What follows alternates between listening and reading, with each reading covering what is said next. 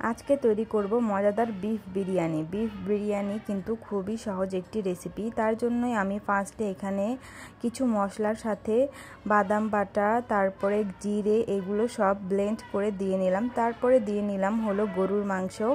গরুর মাংস দেওয়ার পরে আমি দিয়ে নিলাম তেজপাতা। তেজপাতার উপরে এখন টক দই দিয়ে নিলাম। টক দই দিয়ে এরপরে গোলমরিচ গুঁড়া, সব কিছু জিরা গুঁড়া ভালোভাবে এখন মিক্স করে নেব।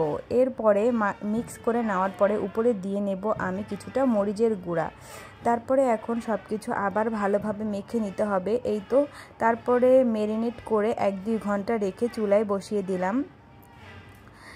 তারপরে উপরে দিয়ে নিচ্ছি তারপরে বাদাম বাটা। এখানে আমি কাজু বাদাম, চীনা বাদাম সব কিছু পেস্ট করে দিয়ে নিলাম। এখন দিয়ে নিচ্ছি টমেটো সস, তারপরে দিয়ে নিলাম কয়েকটা আস্ত কাঁচামরিচ। এখন আমি এখানে রাঁধুনি বিরিয়ানি মশলাটা নিয়ে নিয়েছি। আর বিরিয়ানিতে আলু কিন্তু খুবই মজা লাগে, তার জন্য এখানে বেশ কয়েকটি আলু আমি কেটে ভেজে নিচ্ছি।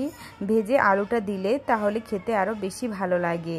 এই তো আলুগুলো আমি ভেজে তারপরে বিরিয়ানির মধ্যে দিয়ে নিলাম।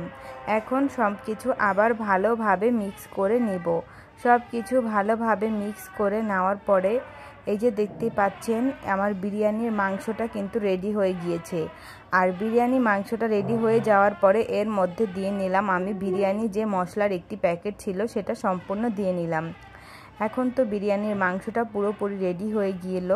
এখন উপর দিয়ে সামান্য পরিমাণে চিনি দিয়ে আমি অন্য পাশে চালটা রেডি করছি। এখানে আমি ঘি এবং তেলের মধ্যে পেঁয়াজ কুচি দিয়ে নিলাম। তারপরে দিয়ে নিচ্ছি কিছুটা এলাচ, মানে গরম মশলা, লং সব কিছু দিয়ে ভালোভাবে এখন চালটা দিয়ে নিলাম। চালটা এখন ভালোভাবে এই ঘিয়ের মধ্যে ভেজে নিব, তাহলে খুব সুন্দর একটি ফ্লেভার আসবে। তারপরে উপর দিয়ে আমি দিয়ে নিচ্ছি কাঁচামরিচ। কাঁচামরিচটা দেওয়ার পরে এখন দিয়ে নেব পরিমাণ মতো গরম পানি।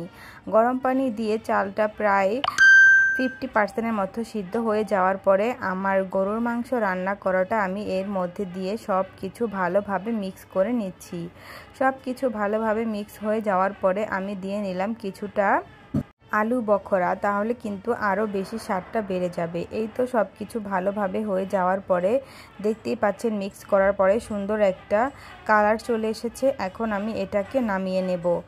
এই যে দেখতেই পাচ্ছেন গরম গরম ধোয়া আঠা বিরিয়ানি বাড়িতে খুব সহজেই তৈরি করে নেওয়া যায়। আপনারাও কিন্তু এইভাবে গরম গরম ধোয়া ওঠা গরুর বিরিয়ানি তৈরি করে নিতে পারেন, যা খেতে কিন্তু খুবই অসাধারণ লাগবে। আর এই তো লেবু, শসা সব কিছু দিয়ে আমি সার্ভ করে নিলাম। দুপুরের জন্য মজাদার একটি বিরিয়ানি রেডি হয়ে গেল।